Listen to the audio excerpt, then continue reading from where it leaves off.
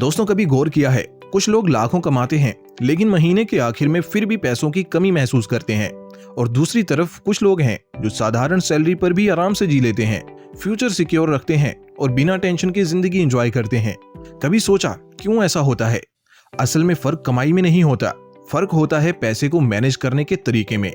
आपने सुना होगा, पैसा उतना जरूरी नहीं है जितना जरूरी है पैसे को संभालना। और ये बात 100% सच है। देखो, पैसा कमाना इंपॉर्टेंट है, लेकिन अगर हमें उसे संभालना नहीं आता तो चाहे कितना भी कमा लो, सब हाथ से निकल जाएगा। यानी आपकी इनकम चाहे 20,000 हो या 2 लाख रुपए, अगर आदतें और स्ट्रेटेजीज सही हैं तो आप सिक्योर और खुश रहोगे। और अच्छी खबर यह है कि अमीर लोग जो स्ट्रेटेजीज इस्तेमाल करते हैं वेल्थ बनाने और बचाने की, वही स्ट्रेटेजीज आप और मैं भी फॉलो कर सकते हैं। इसलिए आज मैं आपको एक सिंपल सा सिस्टम बताने वाला हूँ, 15-65-20 रूल। ये कोई भारी भरकम फाइनेंस की किताब से उठाया हुआ फॉर्मूला नहीं है, बल्कि एक प्रैक्टिकली टेस्टेड तरीका है जिसे कोई भी अडॉप्ट कर सकता है। अगर आप इस सिंपल रूल को समझ गए और अपनी लाइफ में इंप्लीमेंट कर दिया तो ट्रस्ट मी, आने वाले सालों में आपकी फाइनेंशियल लाइफ पूरी तरह बदल सकती है। तो चलिए शुरू करते हैं इस जर्नी को और देखते हैं कैसे हम भी अपने पैसे को एक एक्सपर्ट की तरह मैनेज कर सकते हैं। पार्ट 1, 15%। दोस्तों, जब भी आपको सैलरी मिलती है या कोई इनकम आती है तो सबसे पहली आदत क्या होनी चाहिए? खुद के लिए कम से कम 15% अलग रखना। मतलब हर 100 में से 15 रुपए सिर्फ अपने लिए, ना घर के खर्चों के लिए, ना EMI के लिए और ना ही शॉपिंग के लिए, सिर्फ और सिर्फ अपनी सुरक्षा और भविष्य के लिए। अब आप सोच रहे होंगे, अरे यार, इतनी कमाई में से 15% निकालना मुश्किल है। लेकिन सच कहूं तो यही 15% आपकी जिंदगी की सबसे बड़ी शील्ड बन सकता है। अब सुन लीजिए क्यों जरूरी है ये 15%। देखो, जिंदगी कभी भी टेस्ट ले सकती है। कभी बाइक का एक्सीडेंट हो सकता है, अचानक घर में किसी को हॉस्पिटल ले जाना पड़ सकता है, या फिर कंपनी अचानक डाउनसाइजिंग कर दे और जॉब चली जाए। ऐसे वक्त पर आपके पास अगर पैसे नहीं है तो दिक्कत दोगुनी हो जाएगी। इमरजेंसी तो होती ही है, ऊपर से पैसों की चिंता अलग से। लेकिन अगर आपने 15% बचत की आदत बना ली तो आपके पास एक इमरजेंसी फंड होगा, और ये फंड ऐसा होता है जो रातों रात आपको स्ट्रेस से बचा लेता है। अब जानिए कैसे बनाएं इमरजेंसी फंड। स्टेप 1, सबसे पहले टारगेट रखो कि 1 महीने के जरूरी खर्चे बचाने हैं। और यहाँ जरूरी खर्चों का मतलब है किराया, EMI, राशन, बिजली या ट्रैवल, नेटफ्लिक्स, बाहर का खाना या लग्जरी चीजें इसमें काउंट नहीं होंगी। स्टेप 2, धीरे धीरे इसे बढ़ाकर 3 से 6 महीने के खर्चों तक ले जाओ। मतलब अगर आपके मंथली एसेंशियल खर्चे 30,000 रुपए हैं तो कम से कम 90,000 से 1,80,000 रुपए आपकी बचत में इमरजेंसी के लिए होने चाहिए। सोचो, अगर कल को जॉब भी चली जाए तो भी आप 6 महीने तक आराम से बेसिक जिंदगी चला सकते हो, और इससे जो कॉन्फिडेंस मिलेगा वो प्राइसलेस होगा। अब दूसरा बड़ा कारण है, पैसा आपके लिए काम करेगा। दोस्तों, 15% बचत का मकसद सिर्फ इमरजेंसी से बचना नहीं है, असल ताकत है पैसे से पैसा बनाना। जैसे कि एग्जांपल सुनो, 2 दोस्त हैं, अमित और रवि। अमित ने 25 साल की उम्र में हर महीने 5,000 रुपए इन्वेस्ट करना शुरू किया। रवि ने सोचा, अरे अभी एंजॉय कर लेते हैं, बाद में बचाएंगे, और 35 साल की उम्र में शुरू किया। दोनों ने रिटायरमेंट तक पैसे इन्वेस्ट किए। अब मुझे बताओ किसके पास ज्यादा पैसा होगा?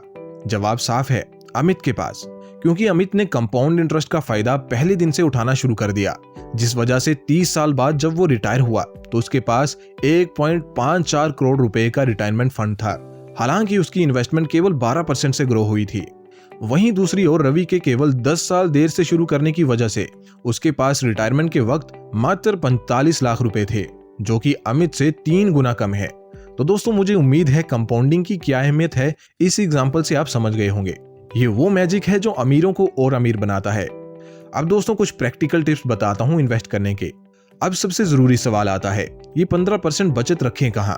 तो पहला है इमरजेंसी फंड के लिए, बैंक या सिंपल सेविंग्स अकाउंट या लिक्विड म्यूचुअल फंड्स में आप रख सकते हैं।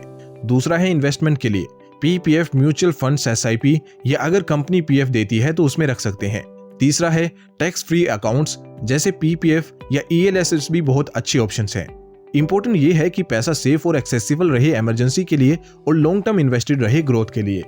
अब दोस्तों, इमेजिन करो कल को आपके परिवार को अचानक पैसे की जरूरत पड़े और आप बिना किसी से उधार लिए, बिना किसी क्रेडिट कार्ड स्वाइप किए कॉन्फिडेंटली मदद कर पाओ, तो उस सेटिस्फेक्शन की कीमत नहीं लगाई जा सकती। इसलिए याद रखो, पैसा सिर्फ कमाने से नहीं, उसे बचाने और सही जगह लगाने से वेल्थ बनती है। पार्ट 2, 65%। दोस्तों, पैसे संभालने का अगला सबसे बड़ा रूल है, आपकी इनकम का 65% से ज्यादा जरूरी खर्चों पर नहीं जाना चाहिए। अब जरूरी खर्चे मतलब क्या? घर का किराया या ईएमआई, राशन और खाना, बिजली, पानी, gas, travel, petrol, metro, auto या बस, बच्चों की बेसिक पढ़ाई और इंश्योरेंस, यानी वो सारे खर्चे जिनके बिना जिंदगी नहीं चल सकती। अब एक सबसे बड़ा ट्रैप समझिए, लाइफस्टाइल इन्फ्लेशन। अब यहाँ पर आता है असली खेल। जैसे ही इनकम थोड़ी बढ़ती है, हम ऑटोमेटिकली खर्च भी बढ़ा देते हैं। इसको कहते हैं लाइफस्टाइल इन्फ्लेशन। एग्जाम्पल से समझो, जब सैलरी 30,000 थी तो आप 1 BHK घर में रहते थे। सैलरी बढ़कर 50,000 हुई तो आपने 2 BHK ले लिया। रेंट बढ़ गया, बिजली पानी ज्यादा और मेंटेनेंस भी ज्यादा। पहले बाइक थी, अब कार आ गई। कार के साथ EMI, पेट्रोल, इंश्योरेंस, मेंटेनेंस सब बढ़ गया। पहले नॉर्मल फोन चलाते थे, अब हर साल नया फोन चाहिए। रिजल्ट, इनकम बढ़ने के बावजूद सेविंग वहीं की वहीं। यही कारण है कि कई लोग कहते हैं, यार सैलरी तो बढ़ती है लेकिन बचत क्यों नहीं बढ़ी? क्योंकि आपने इनकम बढ़ते ही खर्चे भी बढ़ा लिए। अब बताता हूँ 65% का लिमिट क्यों जरूरी है। सोचो, अगर आपकी इनकम 50,000 रुपए है और आप 40 से 45,000 रुपए सिर्फ जरूरी खर्चों में उड़ा रहे हो, तो बचत और फ्यूचर प्लानिंग के लिए कुछ बचेगा ही नहीं। लेकिन अगर आप रूल फॉलो करके 32 से 33,000 यानी 65% तक लिमिट कर लेते हो, तो बाकी पैसा इन्वेस्टमेंट और इंजॉयमेंट दोनों में कंफर्टेबली जा सकता है। और यही फाइनेंशियल बैलेंस है। मान लो आपकी सैलरी 50,000 रुपए है, रेंट प्लस इलेक्ट्रिसिटी प्लस पानी का खर्च है 12,000 रुपए, राशन प्लस ग्रोसरी का खर्च है 10,000 रुपए, ट्रैवल प्लस पेट्रोल का खर्च है 5,000 रुपए, बच्चों की फीस और इंश्योरेंस का खर्च है 6,000 रुपए, यानी कुल है 33,000 रुपए, लगभग 65%। बाकी के 17,000 बच गए, जिसमें से 15% इन्वेस्ट और 20% से इंजॉयमेंट हो सकता है।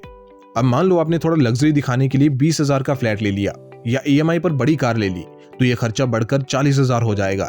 रिजल्ट, बचत गायब और फ्यूचर सिक्योर करने का चांस 0।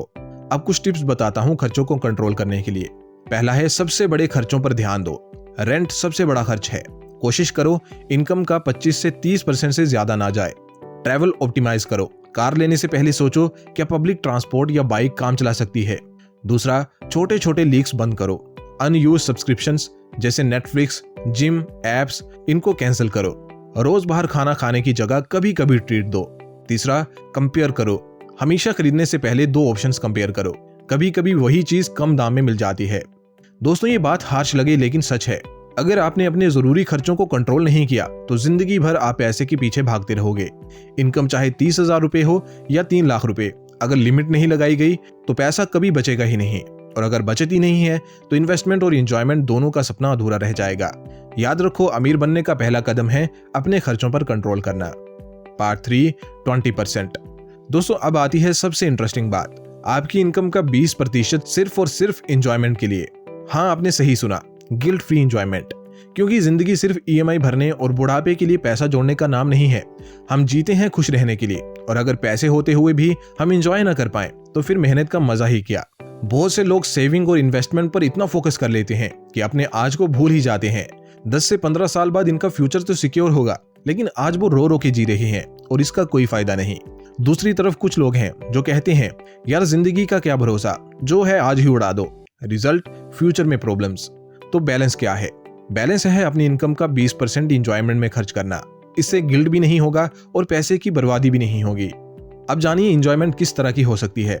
अपनी फैमिली को बाहर डिनर पर ले जाना, दोस्तों के साथ शॉर्ट ट्रिप या मूवीज देखना, खुद के लिए कोई गैजेट खरीद लेना, फेस्टिवल पर शॉपिंग करना, हॉबीज जैसे म्यूजिक, फोटोग्राफी या स्पोर्ट्स पर खर्च करना। यानी वो चीजें जो आपको खुशी दें, एनर्जी दें और जिंदगी में एक्साइटमेंट बनाए रखें।